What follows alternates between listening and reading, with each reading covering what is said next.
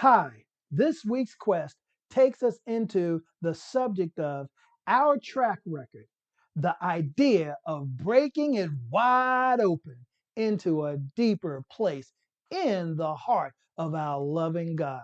First, what is a track record?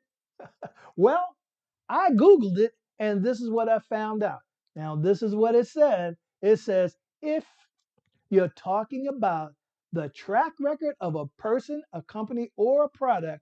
You are referring to their past performances, achievements, or failures. What do you think? This is a very worldly definition, don't you think so? What we are questing for is a more godly, a more heavenly definition. As always, you can't have a quest without a question. What would a godly, a more heavenly definition look like? I believe it wouldn't be based on our past performance, for one thing, but on a mindset. A mindset can be worldly, carnal, or it can be godly, a more heavenly flavor. And once again, I have to ask, what would that look like? So, are you ready to quest?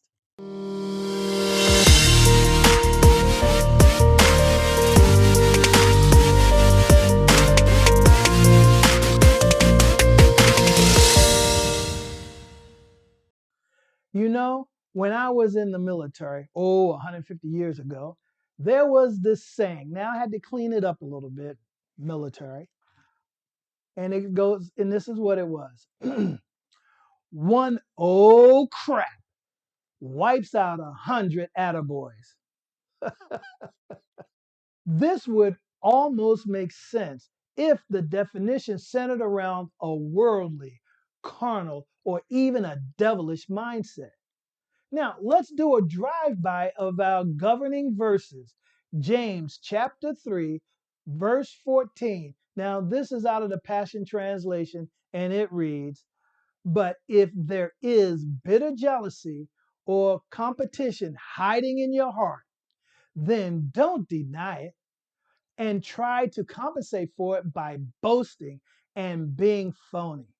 For that has nothing to do with God's heavenly wisdom, but can best be described as the wisdom of this world, both selfish and devilish. So, wherever jealousy and selfishness are uncovered, you will also find many troubles and every kind of meanness. But the wisdom from above is always pure, filled with peace, considerate, teachable. It is filled with love and never displays prejudice or hypocrisy in any form. Wow. If bitter jealousy and competition found a hiding place in our hearts, this speaks to where our track record or our thoughts lead. If you're like me, performance was high on my list of priorities because I thought what I did will either cause God to love me more or ignore me because I failed. As James 3 points to, is that our track record will follow the wisdom of this world, selfish, devilish performance. Or our track record will follow the wisdom from above, which is pure, full of peace, considerate, teachable. What a track to follow. What a mindset. Now, here's a question. How would this heavenly definition be centered in a mindset? That mindset would have to be the chewy caramel center of God's relationship. You know, a mentor of mine once said, God is responsible for our relationship. So that kicks performance out the door. You know, as creator, love is a big chunk of that relationship. And expectation of a future has to be a given. So, the crunch in the caramel is a mindset. Don't you love it? Romans chapter 8, starting in verse 4. Now, this is out of the New International Version. And it reads, in order that the righteous requirements of the law might be fully met in us who do not live according to the flesh, but according to the Spirit. Those who live according to the flesh have their mind set on what the flesh desires. But those who live in accordance with the Spirit have their mind set on what the Spirit desires. The mind governed by the flesh is death, but the mind governed by the Spirit is life and peace. Wow. Here's the choice. We either live according to, which is our track record, of our flesh, or we live according to, which is our track record of the Spirit of the living God, the Comforter, the Helper, our guide. Wow. The mind set on the flesh is death. Dun, dun, dun, dun.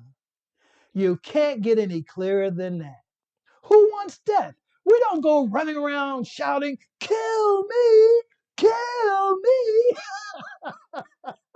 Ah, no, we don't. So why do we trap that way? Oh, I love verse 7 in the Passion Translation, where it says, in fact, the mindset focused on the flesh fights against God's plans and refuses to submit to his direction because it cannot. So, how are you tracking? Maybe that dog don't hunt. What if every relationship is based on performance? That would mean there's an audition. You know, put on a dog and pony show or putting on the Ritz 24/7 because the first impression is a lasting impression. This means if I don't rock you in the first 60 seconds, the level of difficulty rises 200%. For example, my channel, Walt with God. What caught your attention? My good looks? My squeaky voice? Or was it something I said that made you go, I got to take a look at this? Well, thank God for relationship without performance. All you and I need to do is accept his love and bask in it. Let him love on us. How awesome is that? Let's look at 1 John chapter 4, starting in verse 18, and this is out of the New King James Version. And it reads, there is no fear in love, but perfect love casts out fear because fear involves torment. But he who fears has not been made perfect in love. We love him because he first loved us. Oh my gosh. Here's an easy question. Are you afraid? Find yourself fearful? Do you find yourself saying, I'm afraid of this, or I'm afraid that you fill in the blank? There is where the torment lies, meaning there is some growth needed to be perfected in his love.